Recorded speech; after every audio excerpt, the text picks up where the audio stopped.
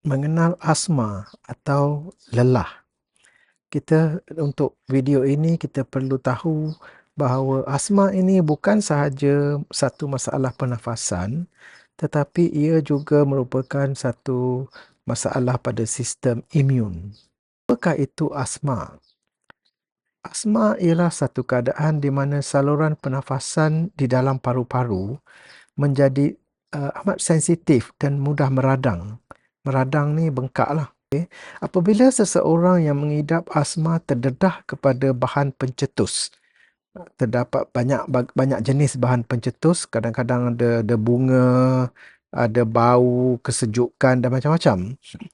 Maka saluran pernafasan akan membengkak, menyempit dan menghasilkan lebih banyak lendir. Inilah yang kita nampak pada orang yang kena asma tu.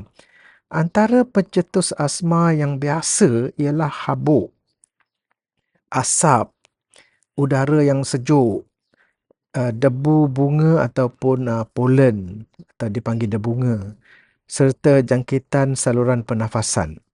Banyak punca-puncanya, dan dalam keadaan normal, saluran pernafasan adalah luas dan aliran udara berjalan dengan lancar. Kalau saluran pernafasan tu luas, udara boleh keluar masuk dengan bebas.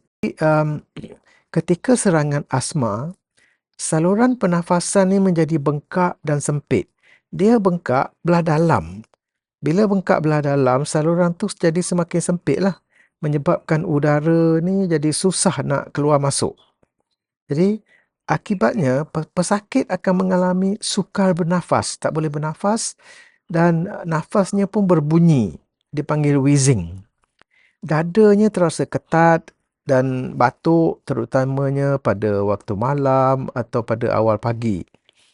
Jadi secara ringkasnya, asma berlaku kerana keradangan pada saluran pernafasan, yang menjadikan pernafasan tidak selesa dan terganggu. Dengan pengurusan yang betul dan mengelakkan pencetus, itu apa yang menyebabkan asma tadilah. Pesakit asma boleh menjalani kehidupan yang lebih selesa dan aktif. Apa yang dimaksudkan di sini ialah kalau kita boleh mengelak daripada bahan pencetus tadi tu, maka kita boleh hidup dengan, bukan kita lah, orang yang mendapat asma ni boleh hidup dengan lebih selesa. Asma dan sistem imun. Okey. Tadi saya dah cerita sebenarnya asma ni disebabkan oleh reaksi alergi ataupun alahan yang kita dapat daripada debunga, daripada habuk, daripada kesejukan. Jadi ini bukanlah sebenarnya masalah pernafasan, ini masalah alergik, masalah dalam sistem imun. Oleh itu, kita dapat tahu bahawa asma ni berkait rapat dengan cara sistem imun bertindak balas terhadap persekitaran.